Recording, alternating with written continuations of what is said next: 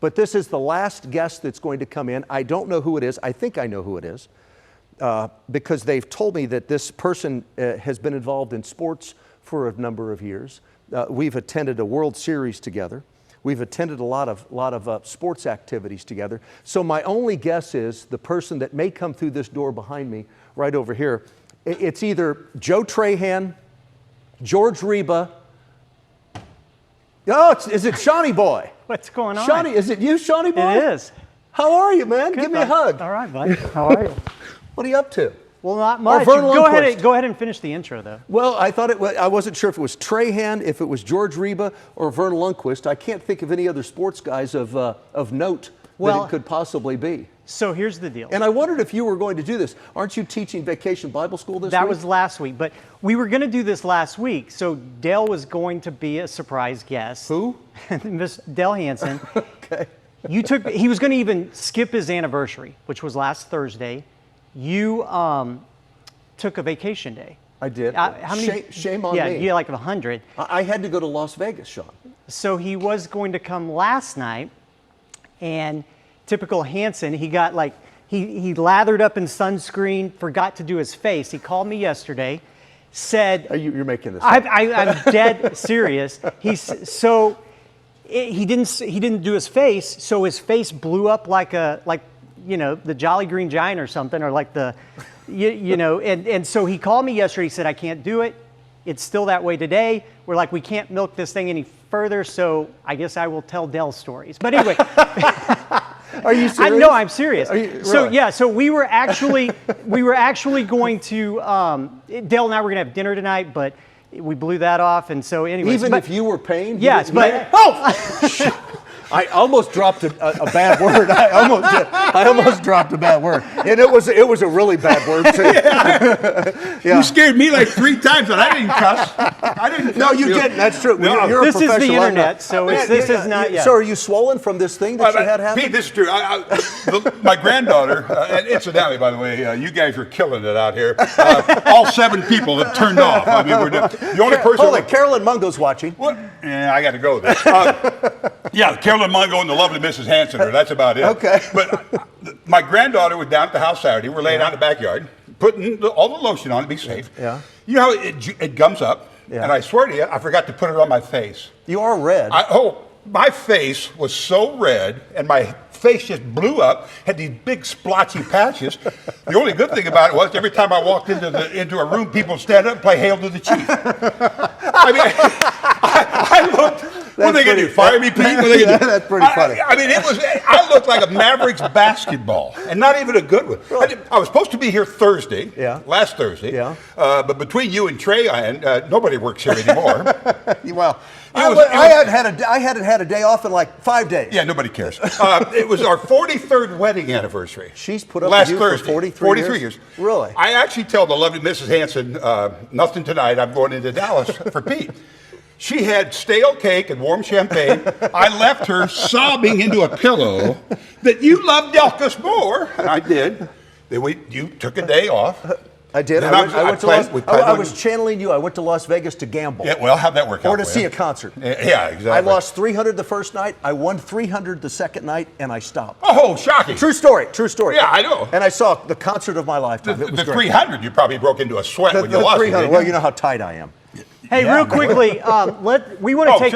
We want to take a. This is like Dale. Look, Dale always skips. It's nice you got dressed up. This is as close as I've been to getting dressed in about 3 years. So did he really scare you? Honestly, he did, and I truly almost said a really bad word. I mean, it may, if the mic's right here. I mean, I truly, it would have been a really, really bad word. That's really. I don't know all those times you scared me how I didn't. All right, let's take a look at some of those times. Okay. No, there's no. Did you?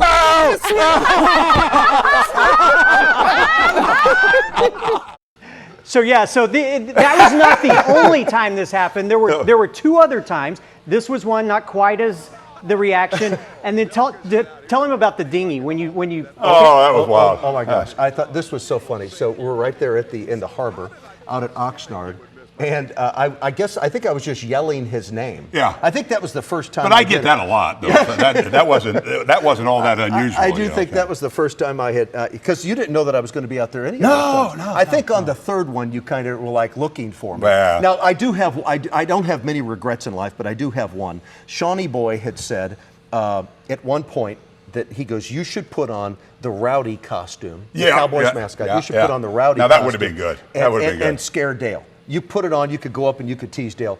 And at that point in my career, that was probably, I don't know, 15 years ago. Yeah. Oh, I love this part. I was a little more serious than I am now. And I thought, I'm not wearing a costume. I'm not wearing a costume. You hadn't been around me enough. I thought you didn't wear it because you figured you couldn't get your head inside the costume. Yeah. But today, or even 10 years ago, I'm like, where's the costume, Sean? I'll wear the costume now. This was so amazing, though. 20 years for you.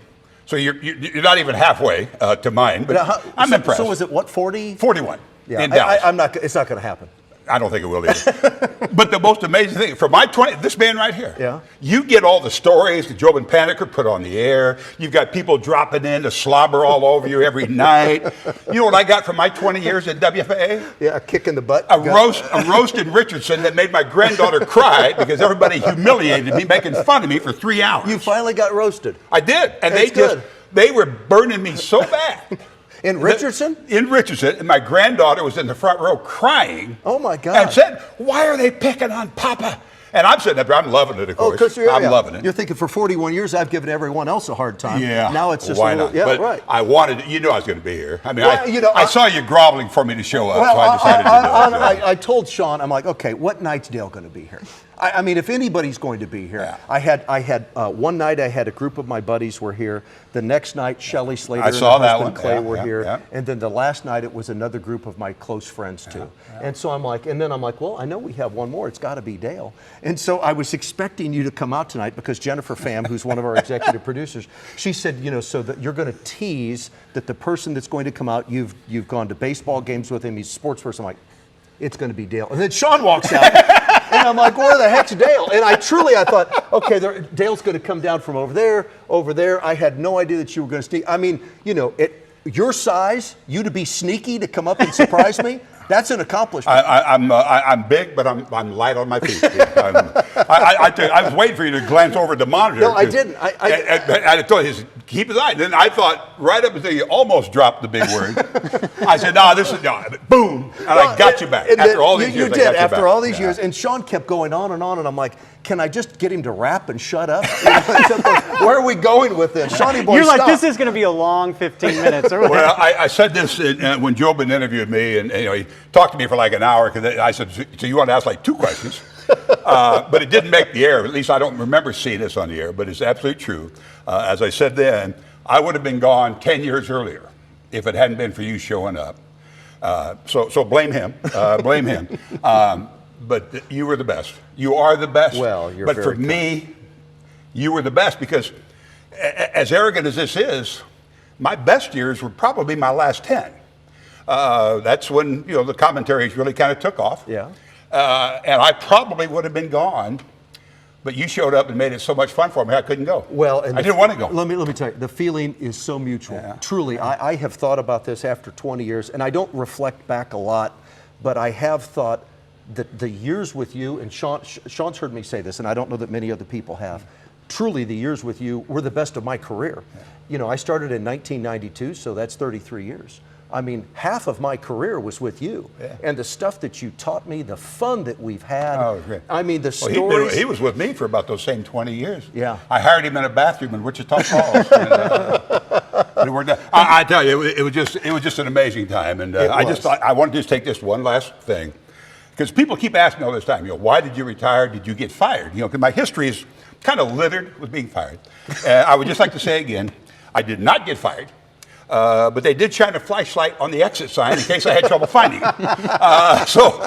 It's right over here. It's right over here. I said, okay, fine, I got it. But I miss you, my friend. Come all here. right, buddy. I love you. I'm telling you. I love you more. I really do. Yeah. I really do. I'm so glad you're here tonight. And I'm truly glad that you brought Shawnee Boy in, too. Yeah, give me a hug. Give me a hug.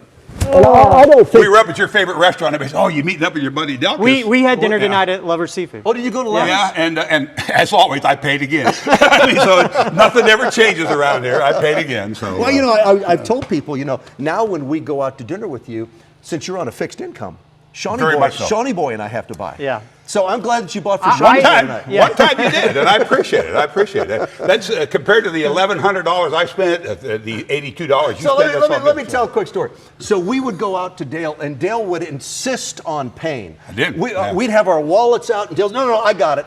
And I'm like, well, that's really nice. And then, 2 hours later on TV, he's like, I had to buy again. And I'm like, hold on, no, my credit card was on the table.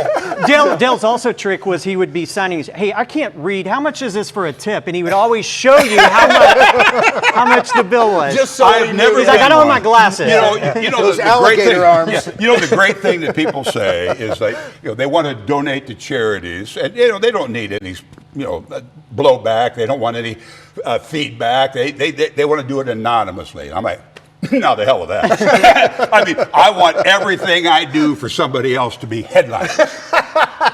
Because it's coming right from the heart. And if somebody else doesn't mention it, I'll work it in. I promise you, I'll work it in.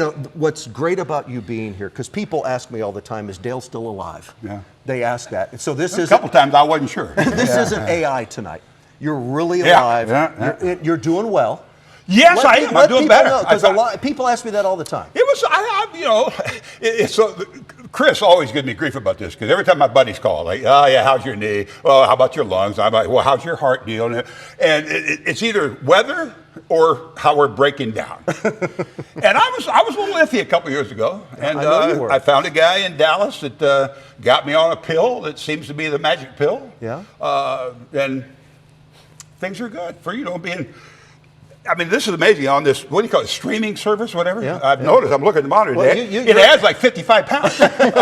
For everybody over 65, it adds like 55 pounds. So I weigh like 180. I'm down to like You've 180. really slimmed down. In person. You're smaller than Sean.